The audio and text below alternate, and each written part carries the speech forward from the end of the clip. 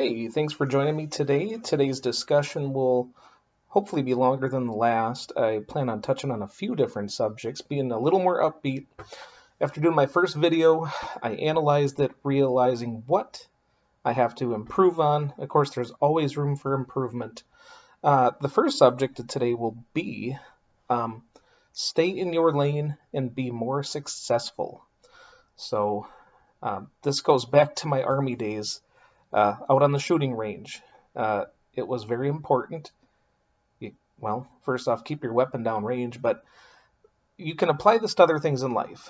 Stay in your lane, as in, keep your eye on your target, because it is a one-person thing.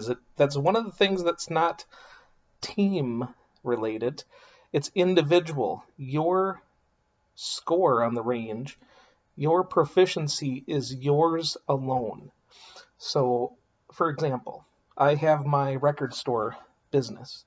There's people that will, come in and this happens all the time. It's people that I know, people that I don't know, and at this point, I don't really entertain it. I used to. People use it against you. Here's what I tell them: like if you're in, let's say you're in the construction industry, you do roofing or something like that. You shouldn't be trying to analyze my business. And I see this with a habit of a lot of people. It's like they're trying to find that magic ingredient in life. They want to pick your brain so they can also link into what you're doing on top of what they already know. It's like no. And some of these people I know that are in these positions are not in a good place in life. It's like, well, maybe that's because you never stayed in your lane. Your mind is wandering in too many different directions, and you never got good at what your chosen profession was. So, what I'm saying is, if people stayed in their lanes and just really honed in on their own skill set or learned on their own, because here's the thing too, don't waste your time talking to people too much. A lot of times we'll try to give you false information. What's to verify what I'm telling you is correct? I mean, we've seen massive companies where people were swindled. Look with Elizabeth Holmes. Look at with FTX with the crypto stuff. I mean, people were manipulated by supposedly trustworthy, and people, also superstars and this and that, and it was a load of bull. So do your own research when it comes to anything, whether it be investing, whether it be business. Don't just take what people say as gospel. That's why I wouldn't even waste my time going in and asking someone, because chances are, if they perceive you as a competitor, they're probably going to try to point you in the wrong direction, or they're going to tell you some misinformation on purpose to just, lead you off the path. So do your own research. Don't rely on people. Don't waste your time getting outside of your lane. If you're, once again, like I said, whatever profession it may be, don't be concerned about mine. How's yours doing? If yours ain't doing well, you probably should be more focused on your job, not mine. Okay? So that's one thing. That's like a specific American problem too. I lived in Germany for 2 years. Their people are very professional. You don't go into even a small town store there and people are trying to get a life story. What are you up to? What's your. So anyways, enough on that subject. The next subject is the modern day bread and circus. And what I mean by that is the modern day bread and circus, I would say, is look what we have now. We have holidays, increased local holidays, federal, state, local, which I may have mentioned just now. And it's like in the summertime, every weekend ends up being a 3-4 day weekend for everyone. It's like I said, how does anybody get anything done in this day and age and then in the wintertime, I'm in Minnesota, so then in the wintertime, people have to vacation again because, I can't take this cold. It's like, people like my grandparents, passed away now, but yeah, when they were alive, and my grandpa was quite the successful farmer, had his own trucking operation on top of it, and they had the money. I mean, they built a brand new, retirement home, not vacation. They never had a vacation.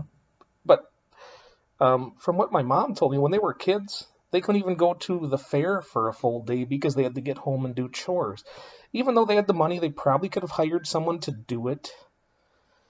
They didn't. I mean, they were just hardworking people. My grandpa drove an old Chevy Monza well into the 90s and, didn't do any upgrades to the car, drove it rusted out, wasn't concerned about what people thought of him.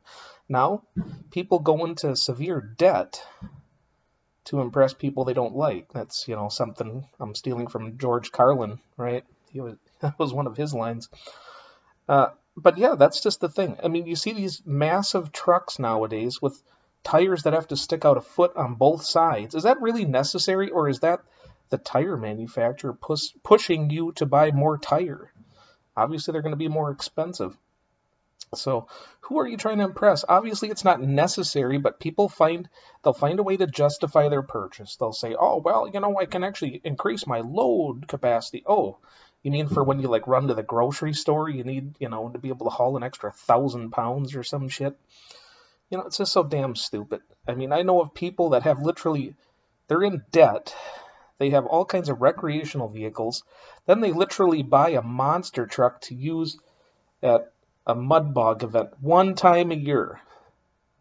Mind you, this is somebody that doesn't have kids. They probably never will, which I would say is part of the problem with my generation, is we're addicted to entertainment.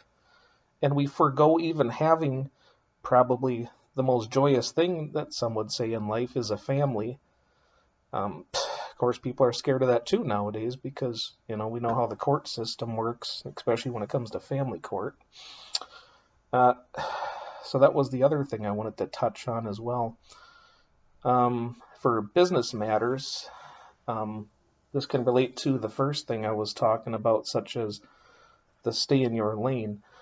Since I opened my store, I mean, my opening month was May 2020.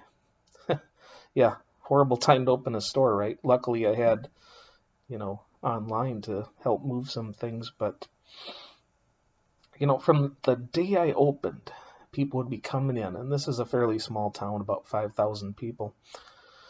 But they would be asking, "Oh, how do you make a living doing this?" And it's like, I'm almost 40 years old. I would hope that I have some wealth accumulation by now. And another thing is I had to go off on this one guy, this one customer in particular. Came back every month probably for 4 months. I won't even call him a customer. He never actually bought anything. He's an older gentleman. And he'd be in the store for a little while just paging through stuff. And then he would come off with these off comments like, "A little warm in here. You need some new air conditioning." And then he literally got to the point where he was really disrespectful and was, "So what you gonna do when you close?" And this is after other times I had already explained to him, "Hey, I have other investments. I have money stuck away so I can weather bad times." Which you shouldn't even have to go that far to explain, which I don't anymore to people. I will on here for, conversation's sake. But I finally went off on this guy, and I started out real slow, and I said, "Look, I was raised that it's not polite to ask people about their finances. You're obviously not here to buy anything, so if you're not, you can get the hell out of here and don't come back." And he just turned red, his eyes got big, and he walked out the door and said he's sorry, and haven't seen him since, and I hope I never do. But that's my point too, is whether you're a retailer, whoever, it's time to not be Mr. Nice Guy anymore. It's time to actually get in people's faces that are bluntly disrespectful and let them know that, I'm not here to entertain you. I'm not here to take your BS. If you're here to waste my time, get out the door.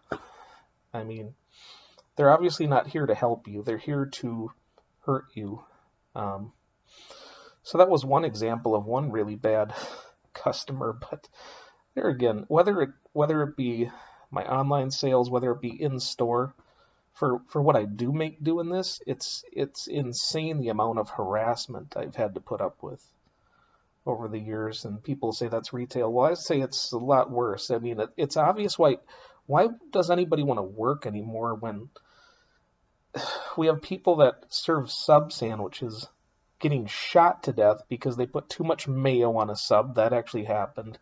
People, my fries are cold. People are calling 911 or shooting or jumping behind the counter, knocking everything over. Is it any wonder why the economy is going to hell? Is it planned? I don't know. But all I can say is the way you can fight back is don't do anything illegal. But and once again, what have I just said? Well, do your own research. I'm not telling you what to do or what not to do, but what I'm saying is it's time to put your foot down and not be so nice when people are not nice to you. But that's it for today. Until next time, bye.